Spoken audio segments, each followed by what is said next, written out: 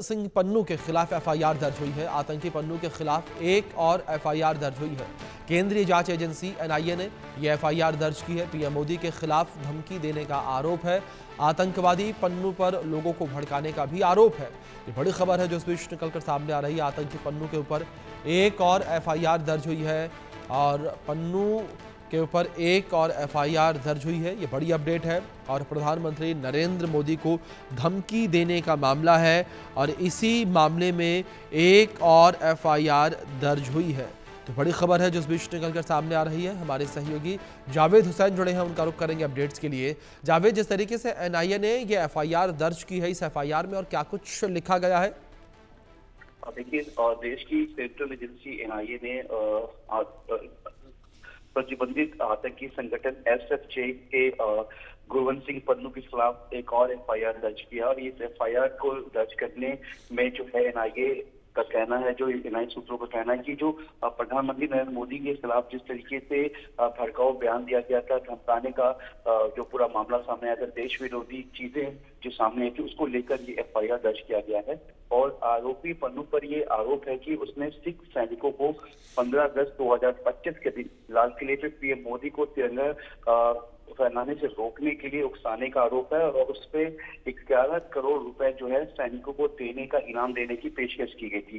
जिसके बाद एनआईए पूरी तरीके से एक्टिव हो गई थी, क्योंकि हाल ही के दिनों में अगर हम बात करें, पिछले साल की बात करें या इस साल की शुरुआत की, तो सिख फॉर जस्टिस या खालिस्तान टाइगर फोर्स और दूसरे आतंकी जो प्रतिबंधित संगठन है खालिस्तान के, वो कहीं ना कहीं एक्टिव हो गए थे और उनकी कुछ हैंडलर्स को भी दिल्ली पुलिस ने और सेंट्रल एजेंसी की एक कार्रवाई में पकड़ा गया था। अब जिस तरीके से जो अमेरिका में बैठा गुरवंत सिंह पन्नू, जो कि वहां से पूरे एसएफजे के आतंकी और मॉड्यूल को अंजाम दे रहा है और लगातार भारत के खिलाफ जो है वो जहर उगल रहा है और हर वक्त देश विरोधी एक्टिविटी में शामिल है, इसको लेकर एनआईए की जांच पहले से ही चल रही है। लेकिन जिस तरीके से 15 अगस्त 2025 को प्रधानमंत्री नरेंद्र मोदी लाल किले से तिरंगा फहराना था, उसको रोकने के लिए, क्योंकि जो पन्नू है वो लगातार प्रधानमंत्री नरेंद्र मोदी और भारत सरकार के खिलाफ जो है वो जहर उगलता रहा है और कहीं ना कहीं आतंकी साजिश और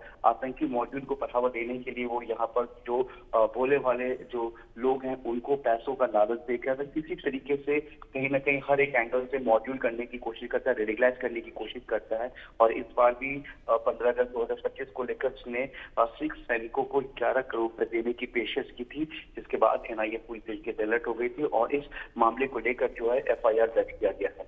जी बिल्कुल जावेद, जाहिर तौर पर फिलहाल बहुत शुक्रिया आपका जुड़ने के लिए जावेद। और एक ये बड़ी कार्रवाई कह सकते हैं एनआईए ने जिस तरीके से पन्नू के ऊपर एफआईआर दर्ज की है, एक और एफआईआर पन्नू के ऊपर दर्ज की गई है और पन्नू ने प्रधानमंत्री नरेंद्र मोदी को लेकर जो है ये बयान दिया था, धमकी दी थी, जिसको लेकर एफआईआर अब दर्ज की गई है और आतंकी पन्नू के खिलाफ एफआईआर दर्ज की गई है। एनआईए ने आतंकी पन्नू के खिलाफ एक और एफआईआर दर्ज की है। पीएम मोदी के खिलाफ धमकी देने का पूरा मामला है और पीएम के खिलाफ लोगों को उकसाने का भी आरोप है। तिरंगा फहराने से रोकने के लिए उकसाया था पन्नू ने लोगों को और अब एनआईए ने ये एफआईआर दर्ज की है। आतंकी पन्नू के ऊपर ये एफआईआर दर्ज की गई है। ये बड़ी अपडेट जो सामने आई है।